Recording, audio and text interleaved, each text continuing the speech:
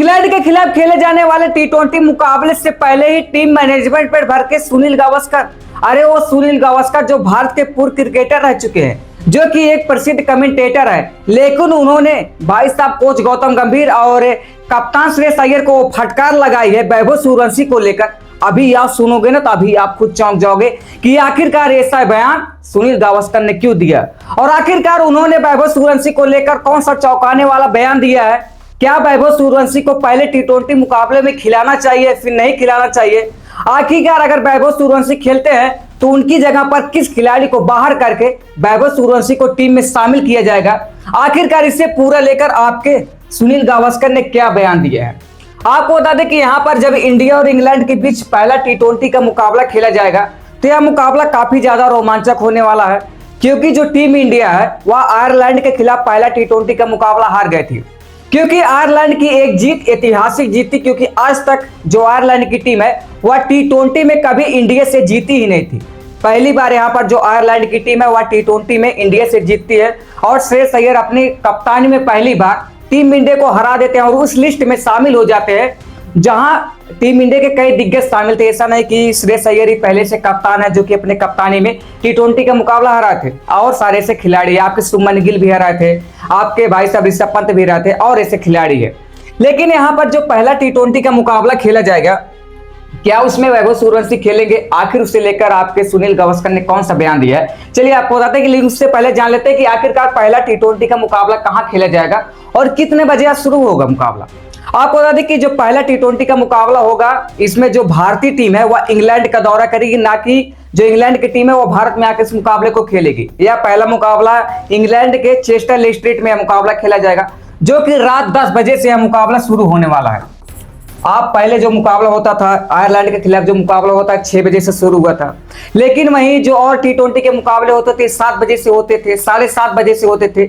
लेकिन यहाँ पर जो पहला टी20 का मुकाबला होने वाला वह रात 10 बजे से शुरू होगा भारतीय समय अनुसार। अभी आप सोचोगे कि भाई साहब रात 10 बजे से शुरू होगा, जी हाँ, यह मुकाबला रात 10 बजे से शुरू होगा और इस मुकाबले को आप सोनी स्पोर्ट्स नेटवर्क पर भी देख सकते हैं।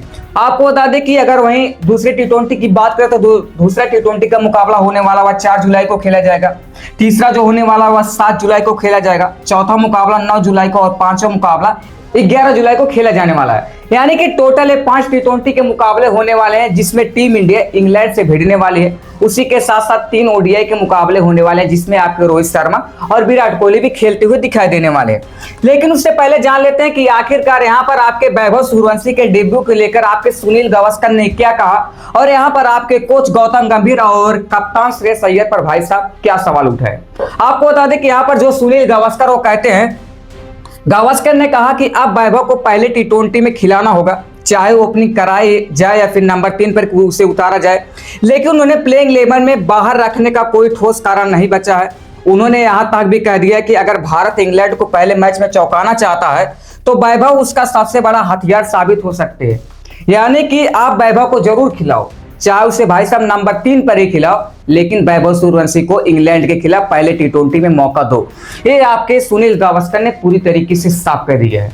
उसके बाद यहाँ पर जो सुनील गावस्कर आगे कहते हैं, उन्होंने कहा कि अगर वैभव सूर्यवंशी को खिलाना है तो किसी को भाई साहब अपनी जगह छोड़नी होगी। बेशक कि अगर वैभव सूर्यवंशी प्लेइंग 11 में आते हैं तो कोई ना कोई जो प्लेयर है वह टीम इंडिया से बाहर जाएगा। तो यहाँ पर जो सुनील गावस्कर कहते हैं, संजू सैमसन आयरलैंड सीरीज की केवल 2 पारियों में केवल टोटल 5 ही रन बनाए थे। पहले मुकाबले में 5 रन तो वहीं दूसरे मुकाबले में 0 रन ही बना सके।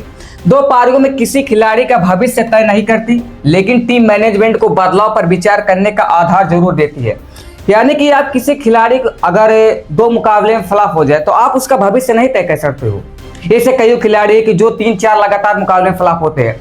आपके एक बार पता होगा कि अभिषेक शर्मा 3-4-5 मुकाबले लगातार फ्लॉप हुए, लेकिन उससे आप उनका भविष्य नहीं तय कर सकते हो, क्योंकि अगर वो खिलाड़ी पहले दूसरे मुकाबले में आउट हो जाता है तो ऐसा नहीं कि वो खराब खिलाड़ी है। भाई साहब अगर खराब खिलाड़ी होता वो आज टीम इंडिया में नहीं खेलता। तो इसीलिए आपके यहाँ पर जो सुनील गावस्कर वो कहते हैं कि आप 1-2 मुकाबले से किसी का भविष्य नहीं तय कर सकते हो।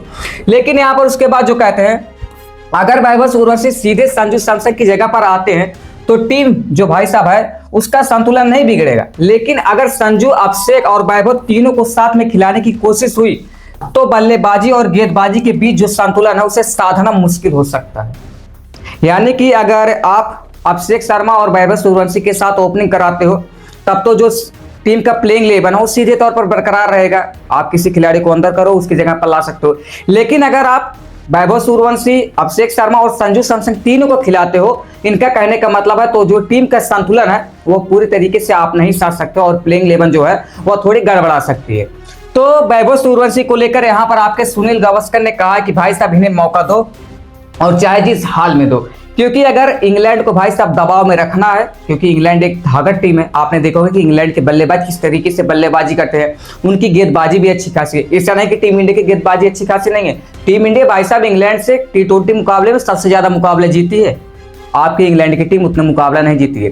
लेकिन यहाँ पर आपके सुनील गावस्कर का कहना का मतलब है कि अगर टीम को प्रेशर में रखना है इंग्लैंड को, तो भाई साहब वैभव सूर्यवंशी को खिलाना पड़ेगा और अगर मुकाबला जीतना है तो। बाकी आप सुनील गावस्कर की इस बात से कितनी सहमत है अपनी राय कमेंट बॉक्स में जरूर बताइएगा। बाकी अधिक जानकारी चाहिए तो इस वीडियो में क्लिक करके देख सकते हैं। मिलते हैं नेक्स्ट वीडियो में, तब तक के लिए जय हिंद, जय भारत, वंदे मातरम।